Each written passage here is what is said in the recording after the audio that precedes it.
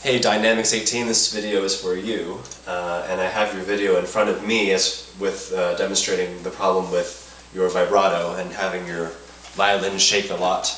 Let me just take a look at it real quick. So I'm going to kind of look at your hand here.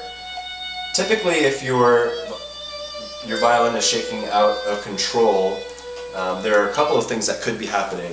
One is there's too much horizontal motion happening here, and what could cause that is actually where if you squeeze right in between your thumb and your first finger, where it contacts the violin.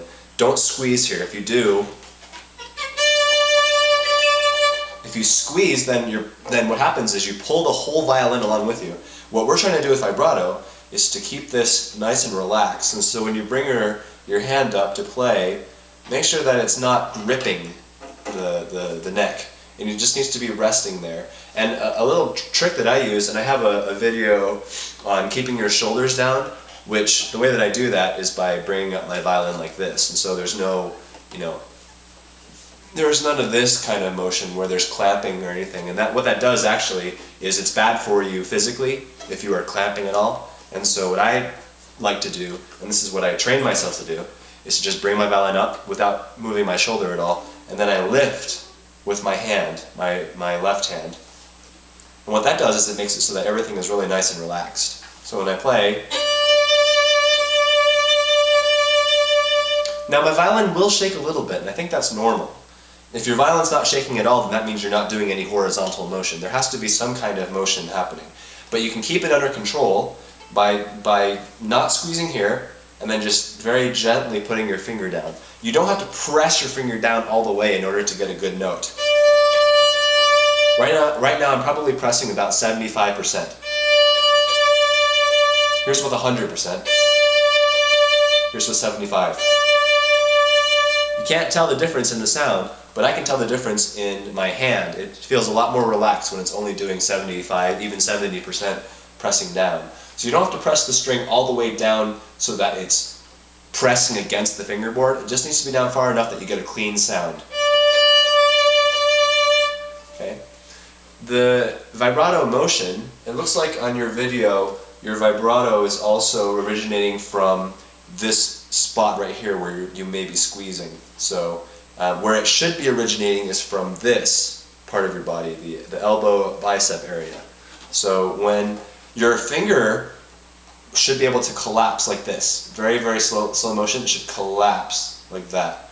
But the other part of the motion is down here. So watch my elbow. Do you see how my elbow is the one that starts the motion? So if I just barely move, you can see that my finger bends about the same speed as my elbow moving, but my finger can't move anywhere until my elbow moves first.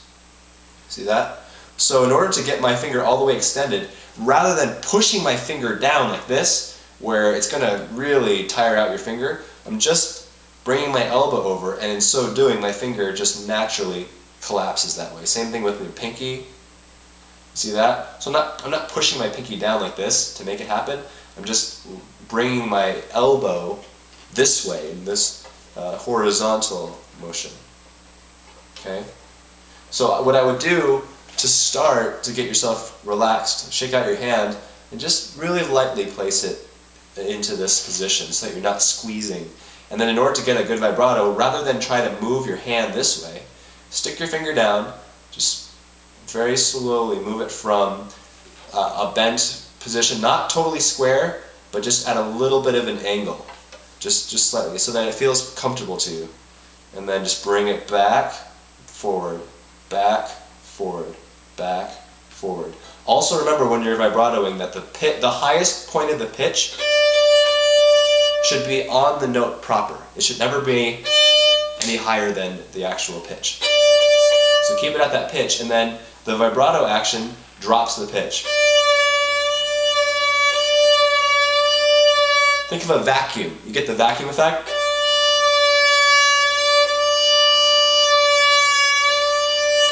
I'm sure you hate that sound, and so do I, but that's the idea here with vibrato.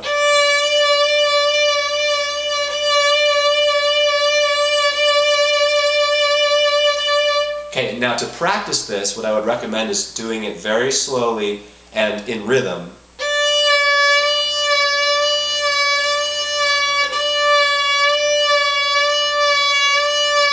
Okay, and then when you get good at that speed, then increase the speed to, let's say that those were duples, twos. So we're going to do threes now.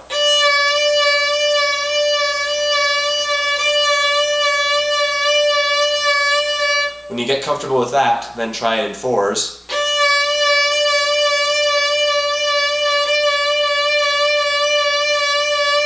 And then do sixes.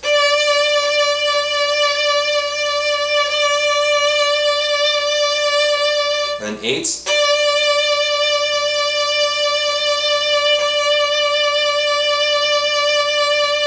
And then 12s. Well, at this point I can't really count it anymore. So it's just, this is almost the normal speed that you would vibrato at. Okay?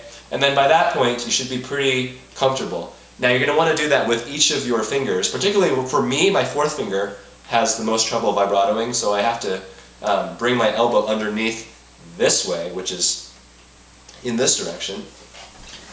This direction. So bring it under a little bit.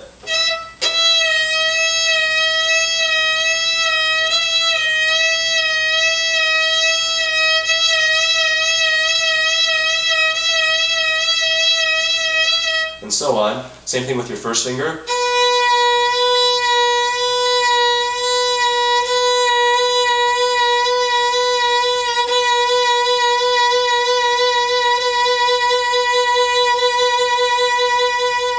And I'm keeping my hand very, very relaxed. And in this way, you can keep your violin from vibrating or from moving around too much. So I think, and I'm pretty sure, that most of the problem is coming directly from squeezing here, so that you're bringing the whole violin with you.